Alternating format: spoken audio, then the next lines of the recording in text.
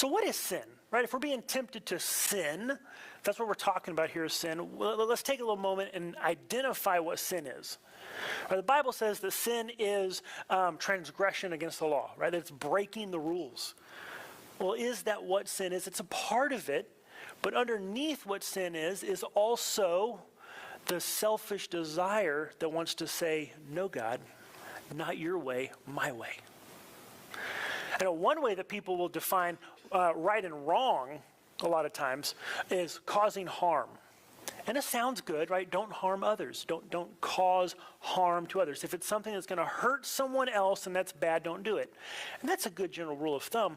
But sin is a transgression against God, not necessarily whether or not you cause harm. Because as we saw, right, discomfort, displeasure, suffering in and of itself is not necessarily the evil thing, but that God can use that to bring about the greater good. And so harm is not necessarily the judge by whether or not something is wrong. Sin is whenever we choose something else other than God.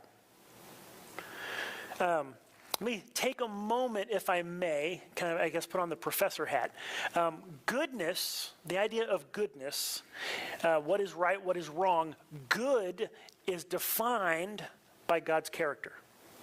Goodness is grounded in, it finds its basis in who God is.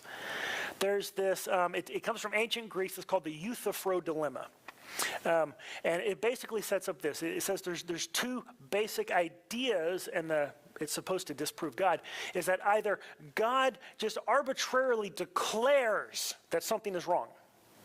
That doesn't mean it actually is wrong. He could declare anything, right? He could say that rape is good, and then, by that reasoning, then rape would be good just because God said so. But we know intuitively that's not right. There's something else going on there. But then the other one says that, well, then God must command things that are good and say things are bad based on some other standard higher and beyond him. Well, then therefore that would make God not God, because then he's not the ultimate. And they go, aha, see the dilemma. Either God is this horrible monster who just kind of makes up whatever he wants to be good, or good is something that's actually greater than him, and so that doesn't fit in the Christian conception of God. Except for there's a third option. That goodness, what is good, what is right, is actually grounded in, is found within the nature and character of God.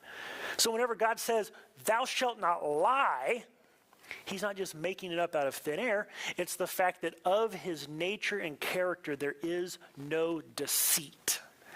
And so the reason why it's wrong to lie is because the foundation of morality, God himself, cannot lie. And so we see that God defines that which is good based on his nature and his purpose. And so the dilemma is not a dilemma. We actually see that God is righteous and holy and good and pure. And what is declared as sin is not sin just because he's arbitrarily saying so. It's sin because it violates who he is, the righteousness and the holiness of God.